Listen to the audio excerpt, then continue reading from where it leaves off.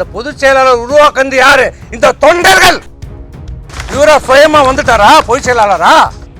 யார் உருவாக்குறது? பொதுச் செயலாளர் கொறடாவை நியமனம் செய்ய முடியாது. யாருக்கு பெரும்பான்மை சட்டமன்ற உறுப்பினர் இருக்கிறார்களோ அவர் தான் அங்கீகரிக்கப்படுவார். இது எல்லாம் மூடி மறைத்து விட்டு ஒரு போட்டோவை காட்டுவார், நாங்கெல்லாம் அமர்ந்திருக்கிற மாதிரி. அது கூட்டம் இல்லை. பொண்டாட்டி வீட்டில் போனால் பொண்டாட்டி விஷம் வச்சு சாவடிச்சிருவான்னு, பசங்க நம்ம பசங்க சொந்த பசங்க காரி துப்புவாங்கன்னு சும்மா என்ன ஏற்றுக்கொள்ள முடியாது. ஆளும் அரசு முதலமைச்சர் கொண்டு வந்த நம்பிக்கை கோரும் தீர்மானத்திலே அனைத்து இந்திய அண்ணா திராவிட முன்னேற்ற கழகத்தின் சார்பாக நாங்கள் 25 பெரும்பான்மை சட்டமன்ற உறுப்பினராக கொண்ட அனைத்து இந்திய அண்ணா திராவிட முன்னேற்ற கழகம் இன்றைக்கு ஆளும் தமிழக வெற்றி கழகத்தின் தலைவர் மாண்புமிகு திரு விஜய் தலைமையிலான அரசுக்கு ஆதரவாக இன்றைக்கு வாக்களித்திருக்கிறோம்.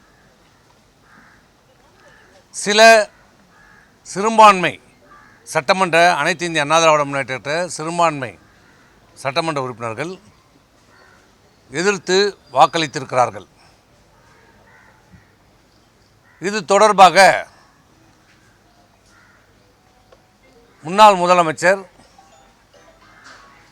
இன்றைக்கு எடப்பாடி பழனிசாமி அவர்கள் சில பத்திரிகை வாயிலாக சில கருத்துக்களை சொல்லியிருக்கிறார். நான் பொதுச் செயலாளர், அனைத்து இந்திய அண்ணா திராவிட முன்னேற்ற கழகத்தின் பொதுச் செயலாளராக இருக்கிறேன். என்னால் நியமனம் செய்யப்பட்ட பொதுச் செயலாளரால் நியமனம் செய்யப்பட்ட கொறடா உத்தரவை மீறி வாக்களித்திருக்கிறார் என்று சொல்கிறார். இதுவே முற்றிலும் தவறான ஒரு கருத்து. சட்டப்பூர்வமாக சட்ட ரீதியாகவும் முழுமையான தவறான ஒரு கருத்தை இன்றைக்கு பொதுவெளியிலே தெரிவித்திருக்கிறார். பொதுச் செயலாளர் கொறடாவை நேரடியாக நியமனம் செய்ய முடியாது. சட்டமன்றம் புதிதாக தேர்ந்தெடுக்கப்பட்ட சட்டமன்ற உறுப்பினர்கள் ஒரு இயக்கத்திலே இப்போ அனைத்து இந்திய அண்ணா திராவிட முன்னேற்ற கழகம் என்று எடுத்துக்கொண்டால் தேர்ந்தெடுக்கப்பட்ட 47 சட்டமன்ற உறுப்பினர்கள் சட்டமன்ற குழு கூட்டம் நடைபெற வேண்டும். அந்த சட்டமன்ற குழு கூட்டத்திலே சட்டமன்ற குழு தலைவர் தேர்ந்தெடுக்கப்பட வேண்டும், துணைத் தலைவர் தேர்ந்தெடுக்கப்பட வேண்டும், கொறடா தேர்ந்தெடுக்கப்பட வேண்டும். இதுதான் சட்டம், இதுதான் மரபு, இதுதான் இதுவரை நடந்திருக்கிறது. ஆனால் இங்கே அவர் சொல்லியிருக்கிற கருத்து அனைத்து இந்திய அண்ணா திராவிட முன்னேற்ற கழகத்தின் பொதுச் செயலாளராகிய நான் நியமனம் செய்த கொறடா. பொதுச் செயலாளர் கொறடாவை நியமனம் செய்ய முடியாது. சட்டமன்ற உறுப்பினர்களால் தேர்வு செய்யப்பட்ட சட்டமன்ற தலைவர், சட்டமன்ற உறுப்பினர்களால் தேர்வு செய்யப்பட்ட கொறடா, இவர்தான் ஒரு கட்சியினுடைய கொள்கை முடிவுகளை இந்த சட்டமன்றத்தில் எப்படி செயல்பட வேண்டும் என்பதை சொல்கின்ற போது அந்த தேர்ந்தெடுக்கப்பட்ட கொறடா அனைத்து சட்டமன்ற உறுப்பினர்களுக்கும் உத்தரவுகளை கொடுப்பார். இதுதான் நடைமுறை. எல்லா கட்சியிலையும் அதான் நடைமுறை, சட்டமன்றத்திலையும் அதுதான், நாடாளுமன்றத்திலையும் அதுதான் நடைமுறை. ஆனால் இன்றைக்கு புதிதாக ஒரு விளக்கத்தை அவர் கொடுத்து கொண்டிருக்கிறார். அவருக்கு தெரியாததில்லை, புரியாததில்லை, ஏற்கனவே பணியாற்றியிருக்கிறார். தன்னுடைய பலவீனத்தை, தங்களுக்கு ஆதரவு இல்லை என்பதை மறைப்பதற்காக இப்படி தவறான ஒரு தகவலை இன்றைக்கு சொல்லி இருக்கிறார். இன்னொன்று, நான் சட்டமன்ற உறுப்பினர்களால் தேர்வு செய்யப்பட்டேன் என்று சொல்லியிருக்கிறார்.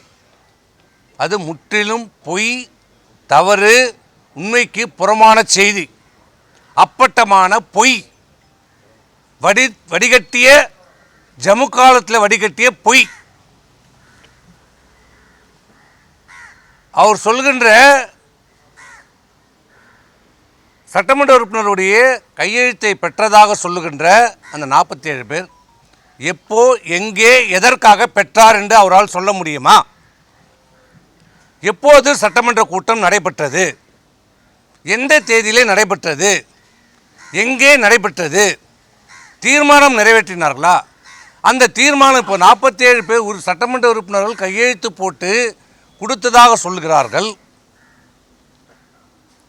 அப்படி என்றால் அந்த தீர்மானம் நோட்டிலே அந்த தேதியிலே எந்த தேதியிலே நடைபெற்றது, என்ன அஜெண்டா வைக்கப்பட்டது, என்ன தீர்மானம் நிறைவேற்றப்பட்டது, அந்த தீர்மான புக்கிலே இந்த 47 சட்டமன்ற உறுப்பினர்களும் கையொப்பம் இட்டிருக்கிறார்களா என்பதை அவருக்கு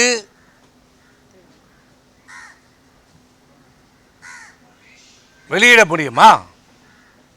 அதை அந்த தீர்மான புத்தகத்தை வெளியிட தயாராக இருக்கிறாரா? உங்கள் பக்கம் நியாயம் இருந்தால், தைரியம் இருந்தால், உண்மையாக இருந்தால் அந்த தீர்மானத்தை காப்பியை வெளியிட முடியுமா? 47 சட்டமன்ற உறுப்பினர்கள் கலந்து கொண்டு அந்த தீர்மான புத்தகத்திலே கையெழுத்து இட்டதை எந்த தேதியிலே எந்த இடத்திலே கலந்து கொண்டு என்ன தீர்மானம் நிறைவேற்றப்பட்டது, அந்த தீர்மானத்தை நாங்கள் ஏற்றுக்கொண்டோம் என்று கையொப்பமிட்ட அந்த பிரதியை காட்ட முடியுமா? ஏனென்றால் காட்ட முடியாது. ஏனென்றால் அப்படி ஒரு கூட்டமே நடைபெறவில்லை.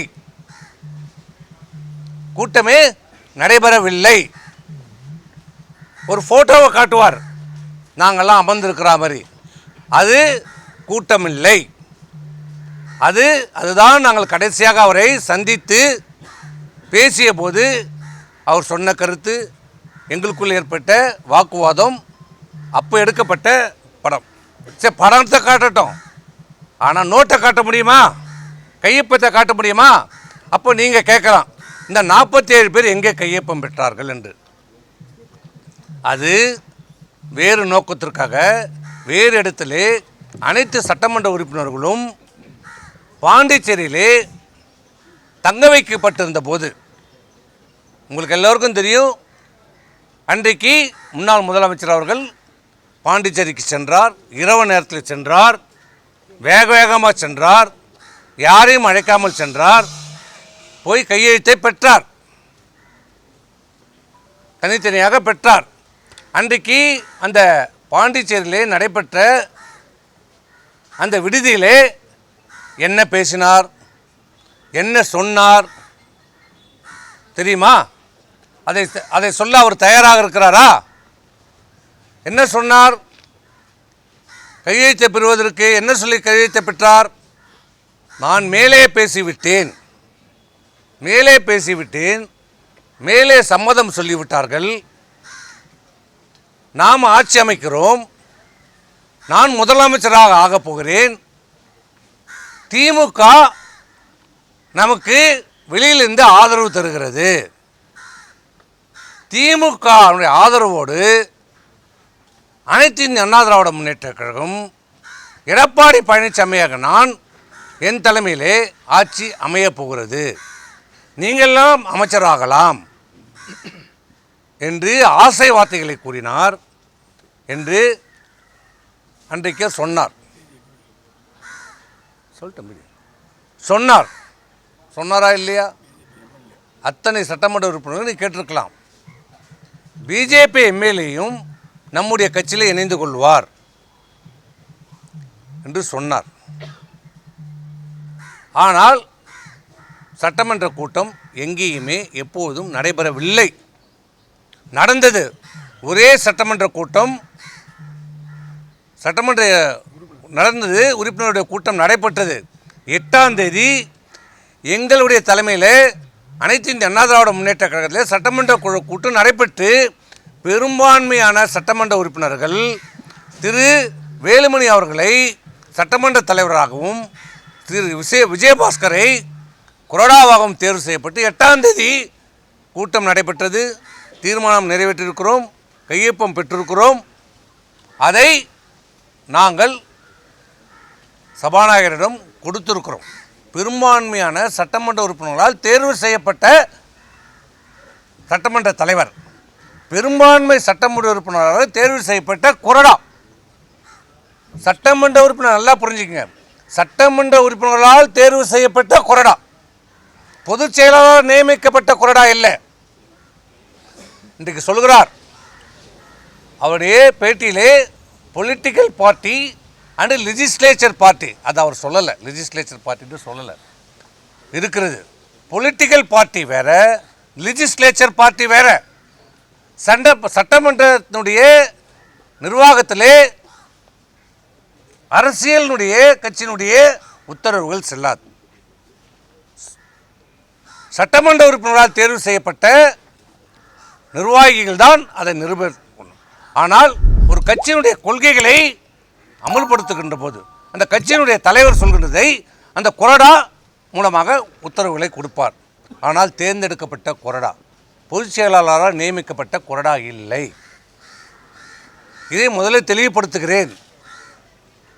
முதல்ல அவர் கொடுத்திருக்கிற கடிதம் போலி கடிதம், செல்லாத கடிதம், செல்லாத நோட்டு.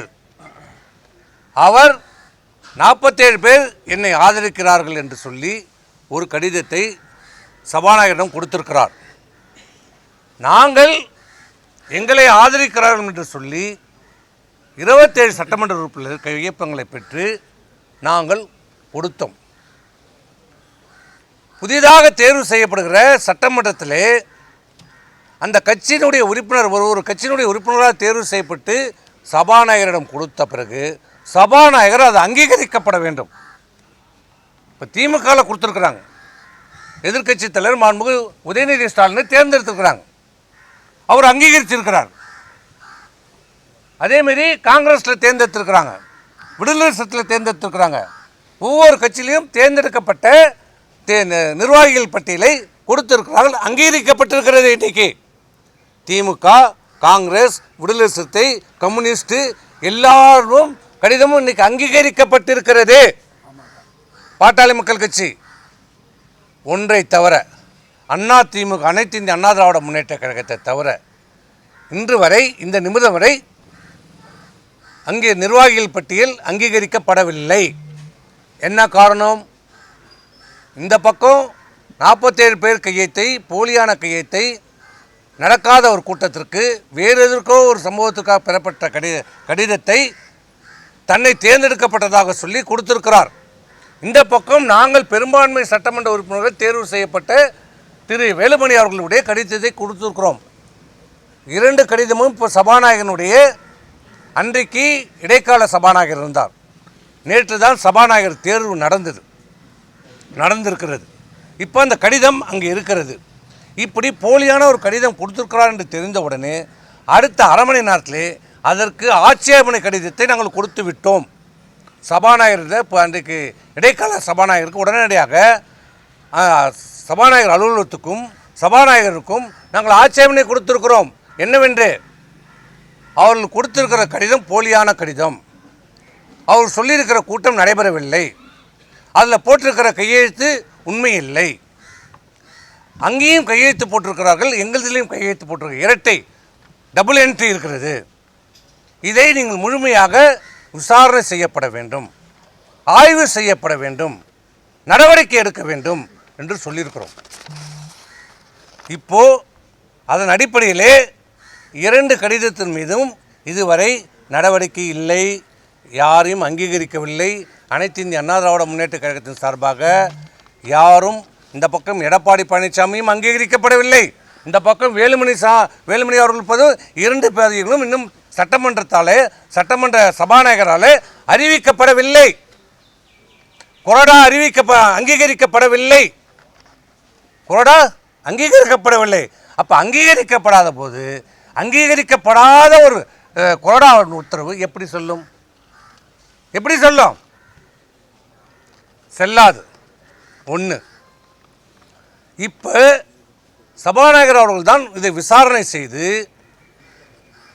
எது உண்மை எது பொய் என்பதை ஆராய்ந்து எங்களுக்கு இரண்டு தரப்புக்கும் வாய்ப்பை கொடுத்து இரண்டு தரப்பில் இருக்கிற சட்டமன்ற உறுப்பினரையும் கூட்டு ஆராய்ந்து விசாரணை செய்து இறுதி முடிவெடுத்து யாருக்கு பெரும்பான்மை சட்டமன்ற உறுப்பினராக இருக்கு என்பதை முடிவு செய்ய வேண்டிய அதிகாரம் இன்றைக்கு சபாநாயகர் இடத்துல இருக்கிறது. இப்போ அவர் இடத்துல தான் இருக்குது. இப்போ முடிவு அவர் தான் சொல்லணும். யாருக்கு பெரும்பான்மை சட்டமன்ற உறுப்பினர் இருக்கிறார்களோ அவர் தான் அங்கீகரிக்கப்படுவார். இதுதான் சட்டம், இதுதான் நீதி. அதான் இதை எல்லாம் மூடி மறைத்து விட்டு எதுவுமே நடக்காதது போல, எதுவுமே தனக்கு தெரியாதது போல இன்றைக்கு அவர் பேட்டி அளித்திருக்கிறார். இப்போ இன்றைக்கு பத்திரிகைகளை சொல்லியிருக்கிறார். நாங்கள் இப்போ இருக்கிற உண்மையை பட்டவர்த்தனமாக சொல்லி இதான் நிலைமை. இப்போ நான் எங்கள் பக்கமாக அங்கீகரிச்சுட்டா நாங்கள் ஒன்றும் எங்களுக்கு சொல்லலை, எங்கள் கொறடாக்கு அதிகாரம்னு நான் சொல்லலை. இப்போ ரெண்டு பக்கமே அங்கீகரிக்கப்படாமல் இருக்கிறது. தலைவரும் இல்லை, கொறடாவும் இல்லை. அங்கீகரித்தாதான் அதுக்கு பதவி வரும், அதுக்கு உயிர் வரும். இதுதான் நிலைமை. இதையெல்லாம் மறைத்து விட்டு இன்றைக்கு சட்டமன்ற உறுப்பினர்களை மிரட்டுவதற்காக, அச்சமூட்டுவதற்காக, தன் பக்கம் அவர்களை எப்படியாவது இருக்க வேண்டும் என்பதற்காக இப்படி அவர்களை எங்களை அச்சுறுத்த பார்க்குறார், மிரட்ட பார்க்குறார். இதுதான் நிலைமை. இன்னொன்று சொல்லுகிறார், ஏதோ அனைத்து இந்திய அண்ணா திராவிட முன்னேற்றத்தில் இருக்கிற சில முன்னாள் அமைச்சர்கள் பதவி ஆசைக்காக இன்றைக்கு ஆளும் கட்சியோடு ஆதரவாக வாக்களித்திருக்கிறார் என்று. யாருக்கு பதவி ஆசை, யாருக்கு என்பதை அவர் மனசாட்சியை தொட்டு சொல்ல வேண்டும். நான் சொல்கிறேன், உங்களுக்கும் புள்ள இருக்குது, எனக்கும் புள்ள இருக்கிறான், கேட்டுக்கோ. முன்னாள் முதலமைச்சர் அவர்களே, உங்களுக்கு ஒரே புள்ள, எனக்கு ஒரு பையன் ஒரு பொண்ணு. இந்த இடத்துல இப்போ சொல்கிறேன், உங்களுக்கு தைரியம் இருந்தால் வாங்க, என் பிள்ளையை கொண்டாந்து நிறுத்துறேன், உன் பிள்ளையை கொண்டாந்து நிறுத்தா, என் பிள்ளை மேலே தலை மேலே சத்தியம் அடித்து சொல்கிறேன். நீங்கள் சொன்னது என்ன? என்ன என்ன என்ன சொன்னீங்க? திமுகவோடு உங்களுக்கு உறவும் இல்லை எதுமா? என்ன சொன்னீங்க? 4ஆம் தேதி தேர்தல் முடிந்து வெற்றி பெற்ற சான்றிதழ் வாங்குகிறோம். நான் 6:30 மணிக்கு வாங்குகிறேன். வாங்கிட்டு உடனே வீட்டில் கொடுத்துட்டு சென்னைக்கு கிளம்பிட்டேன். வந்து கொண்டே இருக்கிறேன். ஒரு 7:30 மணி இருக்கும் நான் செங்கல்பேட்டை தாண்டும் போது. யார் என்று பேரெல்லாம் கேட்காதீங்க, அதெல்லாம் கேட்காதீங்க, சொல்ல மாட்டேன். திமுகவிலிருந்து 2 முன்னாள் அமைச்சர்கள் எங்கள் லைனுக்கு வர்றாரு. என்னடா இவங்களுக்கு சம்மந்தமே இல்லையே, நம்ம கூட வராங்க. முதல்ல நம்பர் தெரியாமல் எடுத்துட்டேன். நான் தான் பேசுகிறேன். என்ன பார்த்து நல்ல பதவியை வாங்கிக்கணும் வாங்க. நம்ம தோத்துட்டோம், என்ன நல்ல அமைச்சர், என்ன நான் வாங்கினா என்னமோ பேசுகிறாரு, ஒன்றும் புரியல விட்டேன். அப்புறம் இன்னொரு அமைச்சர் வராரு. இல்லை என்னன்னா, நான் 5 வருஷமாக கண்டுக்கல, இப்போ தான் ஃபோன் பண்ணிக்கலன்னு கேட்டேன். இல்லை எல்லாம் நல்லபடியாக போகுது, எல்லாம் நல்லா பார்த்துங்க, நல்லா அமைச்சர் என்னமோ சொல்கிறாங்க, எனக்கு ஒன்றும் புரியல. நாங்கள் தோல்வி இதில் அந்த சங்கடத்தில் விட்டுட்டோம். நைட்டு வந்துட்டோம். காலையில் தான் என்னுடைய விஷயமே எங்களுக்கு புரியுது. காலையில் எங்களுக்கு செய்தி வருகிறது, பொய்ச்செயலாளர்லேருந்து என்னன்னு பேசுகிறாரு, நம்ம ஆட்சி அமைக்கிறோம். என்ன சொல்கிறீங்க? திமுக நமக்கு ஆதரவு தருகிறது, வெளியிலேருந்து ஆதரவு தருகிறார்கள். நான் டெல்லியில் பேசிட்டேன், எல்லாம் முடிஞ்சிருச்சு. திமுக ஆட்சியில் பங்கெடுக்கலை, அவங்க வெளியிலேருந்து நமக்கு ஆதரவு தருகிறாங்க. அந்த கூட்டணியில் இருக்கிறவங்களுக்கு மட்டும் ஒரு அமைச்சர் கொடுங்க, மீதி எல்லாம் நீங்கள் எடுத்துங்க, நமக்கு ஒரு 25 அமைச்சர்கள் கிடைக்கும். நான் கேட்டேன், இது எப்படின்னா? இந்த இயக்கம் ஆரம்பிக்கப்பட்டது எதனால? திமுகவை எதிர்த்து தொடங்கப்பட்ட இயக்கம். திமுக ஒரு தீய சக்தி, அது அழிக்கப்பட வேண்டும் என்று சொல்லி தொடங்கப்பட்ட இயக்கம். புரட்சித் தலைவர் எம்ஜிஆரால் தொடங்கப்பட்ட இயக்கம் அனைத்து இந்திய அண்ணா திராவிட முன்னேற்றக் கழகம். தொண்டரால் தொடங்கப்பட்ட இயக்கம்.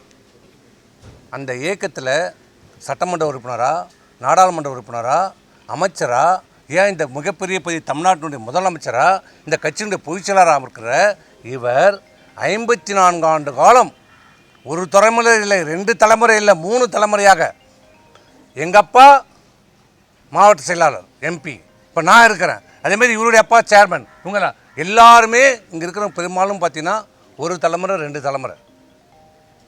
இதுவரைக்கும் திமுக எதிர்த்து நாங்கள் அரசியல் செய்து கொண்டு இருக்கிறோம். இப்படி பார்த்த எங்களை திமுக ஆதரவோடு ஆட்சி அமையும் என்று நீங்கள் எப்படி சொல்கிறீங்க? இது என்ன நியாயம் என்று கேட்டேன். இல்லைப்பா, எல்லாரும் இருந்தோம், வெல்மன் இருந்தோம், அங்கே இருந்தோம், எல்லாரும் இருக்கிறோம். இன்றைக்கி சொல்லலாம், ஏன் கேபி முனுசாமி இருந்தார், அவர் உடனே அதுக்கு ஆமான்ட்டார். அது வேறு, எது உடனே அதுக்கு ஒத்துக்கிட்டார். ஆமாம் கரெக்ட் தான் பண்ணுங்கன்ட்டார். அது வேறு. நாங்கள் எல்லோரும் இருந்தோம். இது எப்படி நியாயம்? இது எப்படி மனசாட்சி நம்ம ஏற்றுக்கும்? மக்கள் ஏற்றுப்பாங்களா? மக்கள் விடுப்பா, அதெல்லாம் பார்த்துப்பாங்க. ஏன்னா தொண்டர்கள்லாம் ஏற்றுப்பாங்களா? தொண்டரை நம்ம செஞ்சு அதெல்லாம் சரியாயிடுவாங்கப்பா. ஏன்னா நம்ம மனசாட்சி ஏற்றுக்குமான்னு கேட்டேன். இன்னொன்று சொன்னேன், பொண்டாட்டி வீட்டில் போனால் பொண்டாட்டி விஷம் வச்சு சாவடிச்சிருவான்னு. பசங்க நம்ம பசங்க சொந்த பசங்க காரி துப்புவாங்கன்னு. சும்மா இருந்தேன், சொன்னதை தான் சொல்கிறேன். அங்கே சொன்னேன்ல, இந்த வார்த்தை சொன்னேன்ல, நான் சொன்னேன் இல்லையா? அப்புறம் ஏன் பேசுகிறீங்க? சொல்கிறேன், உண்மையை சொல்லுவோம். சொன்னோம். இல்லைப்பா, இல்லை இன்றைக்கே சொல்லு, இன்றைக்கே முடியாதுன்னு தாங்க வந்துட்டோம். இன்னொரு உண்மையும் சொல்கிறேன், இது உங்களுக்கு ஏற்கனவே தெரிஞ்ச உண்மை, நீங்கள் ஏற்கனவே வெளியிட்டிருக்கீங்க.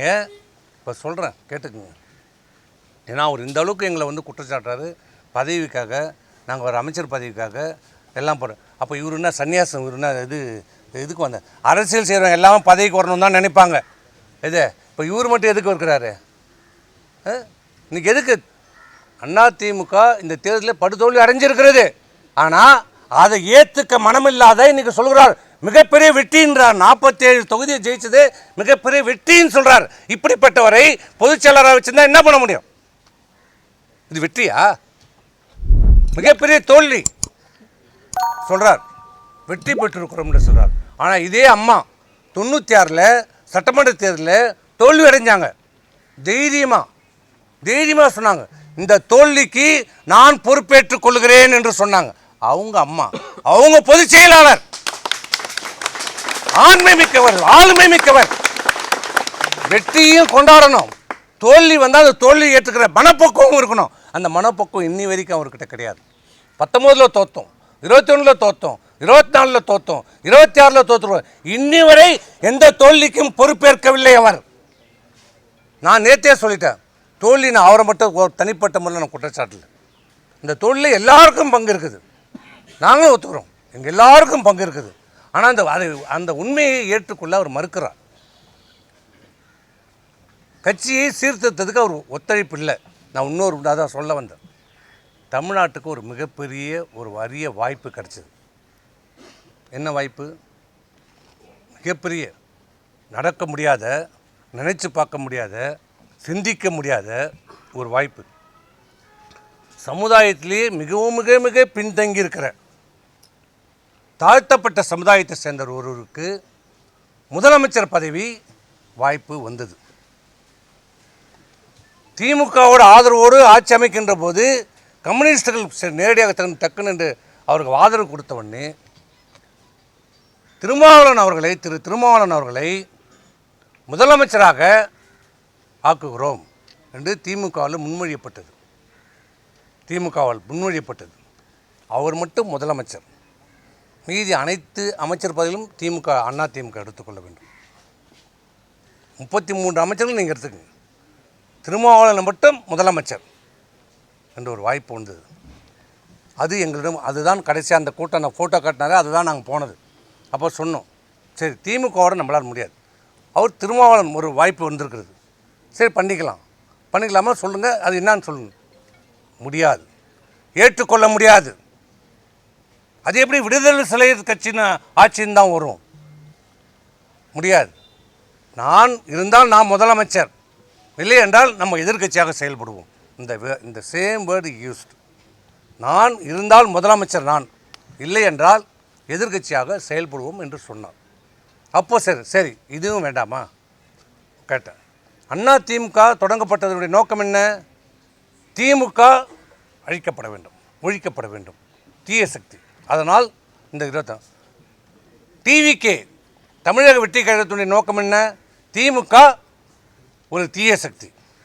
நம்ம 2 பேருடைய நோக்கமும் அண்ணா திமுகவும் தமிழக வெற்றிக்கழகம் நோக்கமும் திமுக அழிக்கப்பட வேண்டும். நீங்கள் திமுகவோட போகிற மனநிலையில் வந்துட்டீங்க.